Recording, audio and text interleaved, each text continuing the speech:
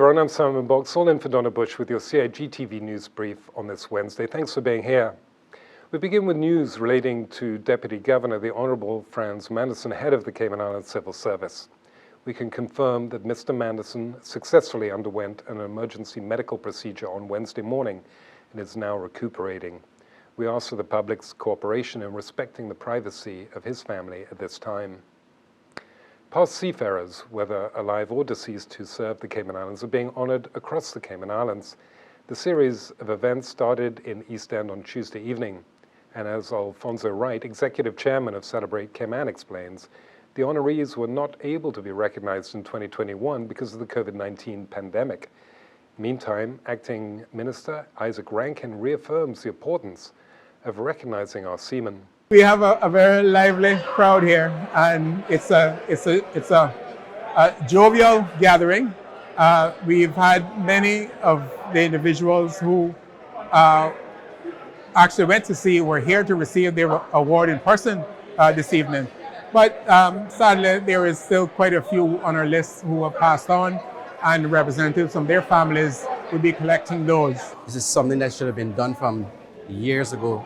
It is something that I advocated for many, many years ago, how we honor our seamen, but we also need to take in perspective as well to there are others, the significant others who tended to the children, the crops, the farms while the seamen went away. And this was a way of beginning the process of honoring our seafarers holistically, the seafarers and their wives. And I was glad to be a part of this occasion, starting first in East End. The seafarers from East End were recognized and celebrated at the East End Civic Center. The seafarers and family members were presented with certificates and insignias on behalf of their relatives. Members of Parliament, families, and the general public are invited to the special ceremonies being held throughout Grand Cayman and the Sister Islands. To find out more about celebrations in your district, you can go online to celebratecayman.ky.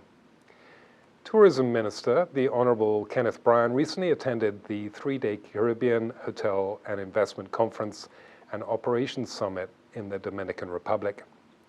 While there, Minister Bryan took part in a government leaders panel discussion where the focus was on investment and development opportunities in the Caribbean post-COVID-19.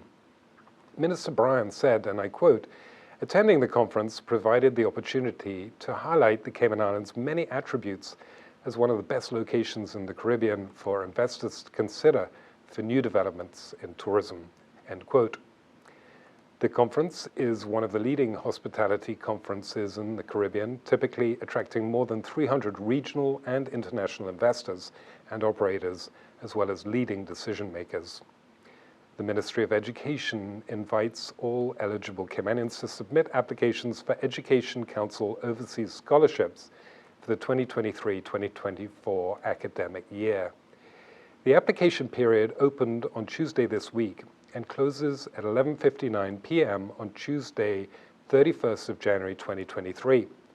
Successful applicants will be able to access funding from September 2023 onwards. To verify your eligibility or to apply for an Education Council Overseas Scholarship, please visit the Scholarship Secretariat Unit's online application portal at moescholarships.gov.ky. That's moescholarships.gov.ky. Turning now to our local weather, the Wednesday night forecast calls for partly cloudy skies with a 30% chance of late night showers. Seas will be slight to moderate with wave heights of 2 to 4 feet. The 2-day outlook is for similar weather conditions through Friday afternoon. The synopsis shows moderate winds and slight to moderate seas will continue across the Cayman area for the next 24 hours in association with a high-pressure system over the western Atlantic Ocean.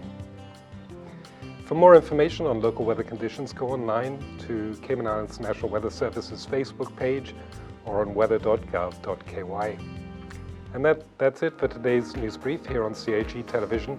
I'm Simon Boxall in for Donna Bush, and wishing you all a very good night.